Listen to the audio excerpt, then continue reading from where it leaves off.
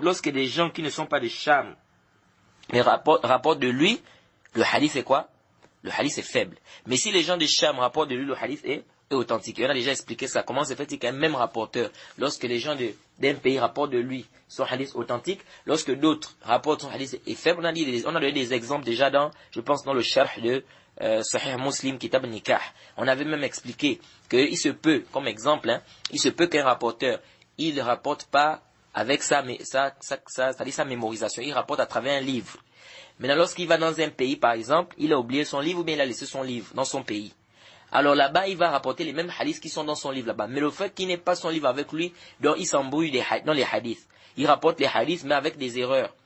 Alors ici, là, quand il revient maintenant dans son pays, il refouille le livre, il se rend compte qu'il a fait des erreurs là-bas dans les hadiths qu'il a rapportés. Alors on dit quoi? On dit, ce rapporteur-là, lorsque ceux qui sont là-bas rapportent de lui, on ne prend pas. Pourquoi? Parce que lorsqu'il avait cité les hadiths là-bas, il les avait cités avec des erreurs, parce qu'il n'avait pas son livre. Par contre, lorsqu'il est dans son pays, on prend de lui. Donc c'est comme ça, vous allez voir un seul rapporteur, il est daïf dans un pays, et il est digne de confiance dans un autre pays. Ça ne doit pas vous étonner. Et ça aussi, c'est pourquoi on dit tout ça, c'est que dans le ilm, le hadith, il faut apprendre. Parce qu'aujourd'hui, on voit beaucoup des étudiants, beaucoup des gens, talab al-ilm, il sort un livre, il fait le takhrij.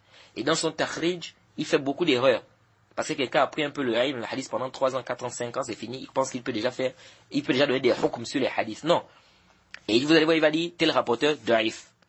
Il ne sait pas que non, ici, là, il n'est pas daïf ici, il est digne de confiance parce que ceux qui ont rapporté de lui, ce sont ceux qui ont rapporté de lui dans son pays, par exemple, ou dans un endroit où il était digne de confiance. Et ça, il y a beaucoup de dalils comme ça. Vous allez voir quelqu'un, par exemple, au début de sa vie, par exemple, il était digne de confiance. À la fin de sa vie, il a eu une maladie, par exemple, ou bien il a eu un choc et ça l'a perturbé, ça l'a bouleversé, il a eu maintenant des problèmes de mémoire. Lui, on va dire, on prend de lui avant qu'il n'ait eu cette maladie, mais après qu'il ait la maladie, on ne prend pas de lui. Donc bref, ça c'est des choses qu'il faut retenir dans le ilm, le hadith. Bref. Et quiconque fait scission avec le messager, après que le droit chemin lui est apparu, et suit un sentier autre que celui des croyants, alors nous le laisserons comme il s'est détourné, et le brûlerons dans l'enfer. Et quelle mauvaise destination!